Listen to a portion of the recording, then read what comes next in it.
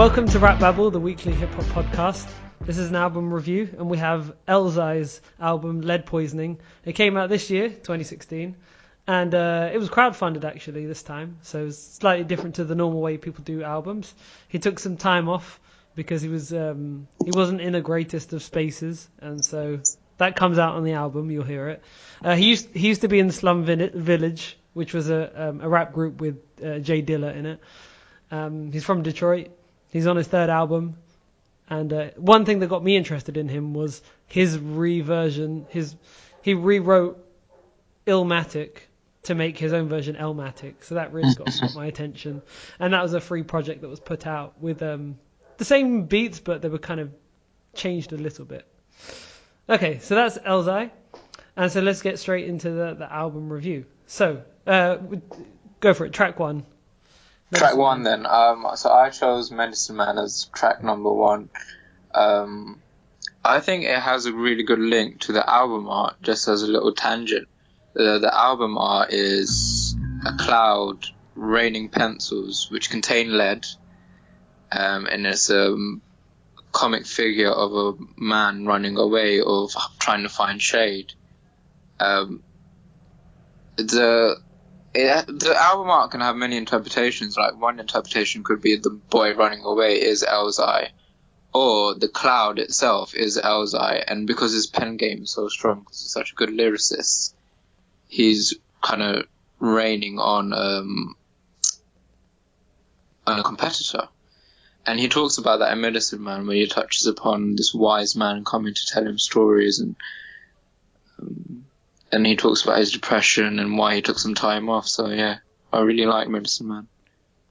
I'm not gonna, for this album review, I didn't really pay much attention to the beats of the production. I was mainly paying attention to the story that Elzhi was saying and his lyrical ability.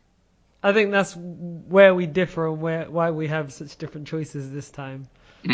Because that's what stood out for me. And then that takes us into Introverted. And Introverted, the beat did stand out straight away for me. And it has this guitar that's playing. Yeah. And it doesn't sound like modern hip-hop. This song and this entire album actually doesn't sound like modern hip-hop. It's much more... you can hear the instruments more than just modern hip-hop, which is a bit more electronic. And it just has this sometimes 60s feel, sometimes 90s feel. So this song does have that. It's called Introverted, with intro in capital letters.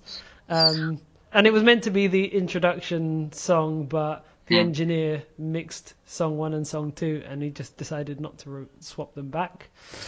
The mood was it was not slow and not fast. It was quite melancholic. So I thought that was a good middle to be in. And he had a line in there as well, which says, "'Cause I eat when I'm depressed, I'm so sorry for the wait." So there was a wait for the album to come out. He could be saying, "I'm sorry for the weight that I've gained." Yeah. And I do love hearing, like, as you were saying, wordplay, yes, and the story as well. Like, he is bringing the story into it, which is there was a big gap, and that's a very vulnerable line there. I eat when I'm depressed. I never hear that from people. And this isn't the first. He does it a few more times later on in the album, where he says something that's really vulnerable and really un-rapper-like. Yeah. And it kind of shows that they are human and they're not like this super being god. Yes. That you can get with some people. That's a thought I've had recently, that they do actually portray themselves as superheroes. All right, track 3, Wikipedia. I just like the story again of this one, where he's telling a story about how he gets high and then he grabs a case, I think. Is that the one where he goes to jail? Yeah. Okay. Yeah. What's your next one? Oh, I think he did a good job in that one. I didn't feel that the topic was... I wasn't that interested in hearing it because it wasn't particularly exciting that he got caught for marijuana and then was thrown in jail. But he still did a good job with what it was and what he had. I'm going to jump down so that we can alternate between songs, because we've both got big chunks. Like, you got 3, 4, 5, 6, and 7. Yep. And I've got 8 till 16. So, yeah, I'll jump straight to 8, which is Friend Zone. And this one, so I didn't. The singing was okay. It was like it was quite 60s, and it was a singing type of beat, and I didn't really like it that much. I was actually more interested in the story because, again, like I was saying before, this is vulnerability. This is unrequited love, and I never hear this from rappers. It's usually, oh, I have girls lining around the block, and in this song, he's saying, oh, I liked this girl who didn't like me, and I don't like her guy. He's useless. He should be with me. And not only that, they were close friends as well. He talks about them being in high school together and doing all this friends stuff, which I don't even hear guys talk about in rap songs. You rarely hear guys talking about other guys as friends in that way. So it was really sweet to hear all the stuff they would do together. He really took me to high school. I could feel it. My next track is, if I'm going to go in order, is February, which is quite a sad song. Sad track. So I really like the piano in the background on this one as well. To talk about production, and I really liked it. But it was talking about, he talks about a death of a friend. I think he's talking about Jay Dilla. It might, I don't know, but it touched me. Okay. I'll need to go back and hear that now and see if it all links up. Although I don't actually know anything about Jay Dilla. All I know is that he's a legend and people revere him. It's amazing. It's particularly amazing that he's loved so much, but yet I've never heard anything of his. So he didn't really penetrate everywhere, but I'm amazed by how much respect he gets. I'm so impressed by that. Okay, I'm on the healing process, and again, this one was this was all beat. Like, this beat stood out for me. It had no drums on it. It was pretty much just, I think it was 2 instruments maybe, and it was this high pitched sound, and it was eerie, but it really stuck out to me, and I liked it, and I liked it more than I didn't like it. There were problems with it. It didn't sound like a full beat, but it does stick with you, and it's different. Like, I want my music to be different. I don't want everything to be the same. Some of the tracks on here, the beats, I just don't remember. So this one stood out. For me, all the tracks after Hello kind of felt like filler tracks. For example, Friend Zone, Miss Right, and She Sucks. They all kind of felt like filler tracks to me, and I just wasn't really feeling them.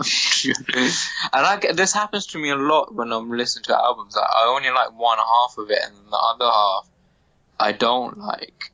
And it's just like, is it because I've lost all the energy to actually pay attention anymore, or is it like if it was the other way around, would I like the other half? It's like, I don't know.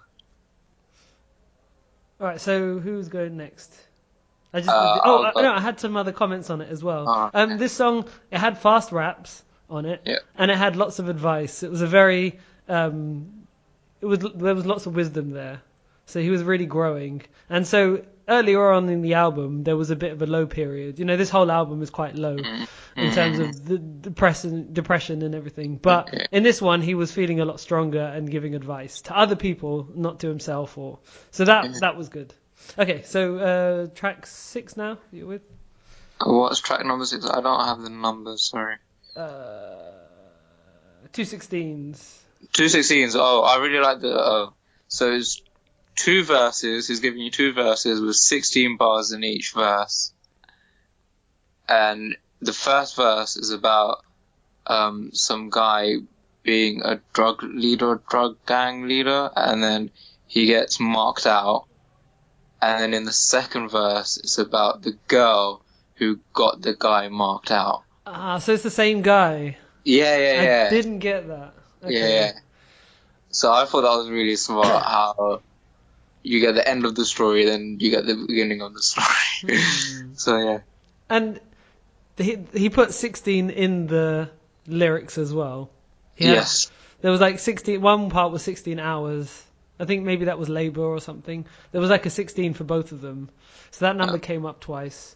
I didn't understand why she wanted to kill... That was her baby father, right? I didn't understand why she wanted to kill him. I looked over it twice and it wasn't really clear. So... And I was on Rap Genius, and this was a made up story. And it kind of feels that way. It doesn't feel like it was a real one. But, I mean, he did a good job with what he had, so that was good. My next one is She Sucks. So so this is the I actually loved this song as well. Like it was my favorite song on the whole album because it did stand out the most. It had this eerie, haunting beat that was really matching the vampire theme. But it sounded, I liked it at the same time. It wasn't like a corny, let's make a vampire beat. Like the 60s singing type beat I told you before on Friend Zone, that felt really corny and rubbish and like it didn't work. Even though it wasn't trying to be anything. But this one, I'm surprised that he managed to pull it off. It didn't have a drum beat as well. And so it worked really well. But then I also liked the lyrics as well. He was telling the story and he tells stories really well. He really described it really well. I was really impressed. Like when I first heard this song, I think this is when I woke up to the album. You know, I heard it once or twice maybe, but then when I really paid attention closely, and the second time I heard it, this song, this is amazing. I've got to hear this again. I was in love with the song. So I thought it works on both levels, chorus, beat, and rapping as well. So I like both the story and the beat. It didn't have a chorus, and it needs a chorus, and he does that on a lot of these songs. So I kind of I wish he had a bit more structure. All right. My last and final track is Hello. This is my favorite track on the album. His rhyming, is on point. He really shows his lyricist skills. And for rappers like this, you actually have to pay attention. And this one, it forces you to pay attention to what they're actually saying, because sometimes they can just drown out. But no, Hello is speaking to you, and you have to actually pay attention and listen. Right. For number 14, I had Miss Right, which the beat was okay, but this one was about the lyrics. It had one of the better choruses on the album. I think he tried to make a chorus this time rather than not. It had a story structure. It had wordplay as well, because he would always say miss. He'd always use miss words, misguided. The song title is Miss Right, misdemeanor. So he'd put that all in. It had a 90s sounding beat. It sounded a bit like a Tribe Called Quest. It reminded me of that. So I liked that. And then I had Keep Dreaming. Dreaming. Last track, yeah. Last track, yeah. It has a memorable beat. It has this violin sound to it, which is quite good. But it sounded extremely low quality. It feels like it was a cassette tape that had been recorded.